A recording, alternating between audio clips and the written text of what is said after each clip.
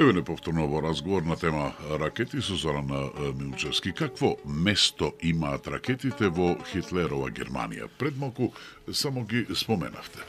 Па да, видите, нешто е карактеристично за Хитлер во Втората светска војна.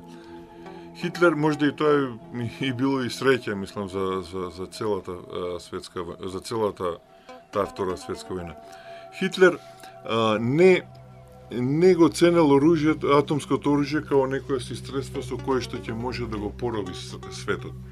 Меѓутоа, многу пажња обраќал на ракетите. Така да, во тоа време, значи, он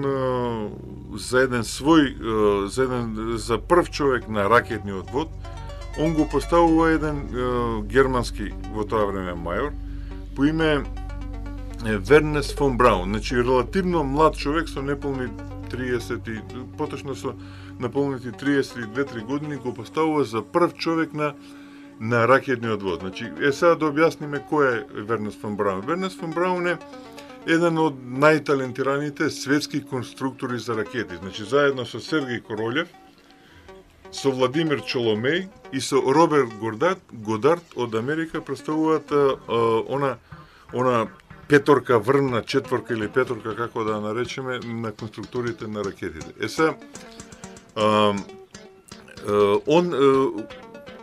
Вернер фон Браун работи на еден програм наречен А2, кој што подосна ќе биде преименуван во V1, V2, V3 и V4. Значи V, тоа значи е некоја скратеница на оружје за освета. Всушност, значи тоа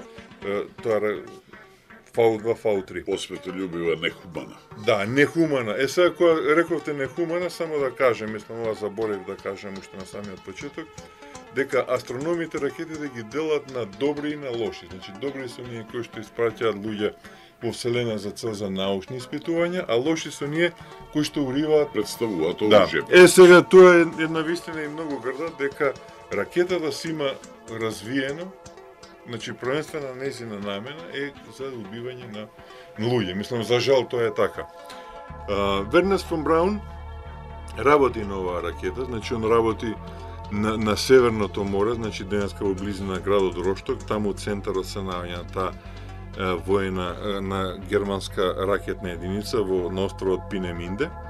И он таму ја конструира ракетата V2, со која што пристигнува едно импозантно растојание, значи веќе некаде 1942 година, 43-та, почетокот он постигнува растојание од 180 километри.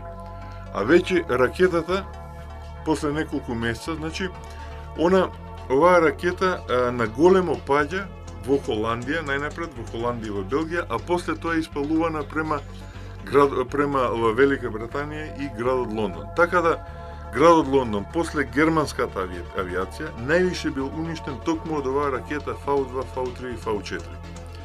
Сега, што е карактеристично за оваа ракета? Оваа ракета е негде околу 14 метри висока, носи полнење некаде од близу 500 кила и она се карактеризира со голема експлозивна моќ, меѓутоа, за среќа, може да се каже на енглезите, што е доста непрецизна, така да најголем број од тие 10.000 испратени парчиња што биле према Велика Лондон, се непрецизни и паѓа на периферијата на Лондон. Мислам, тоа е едина среќа. Сега, во тоа време, значи,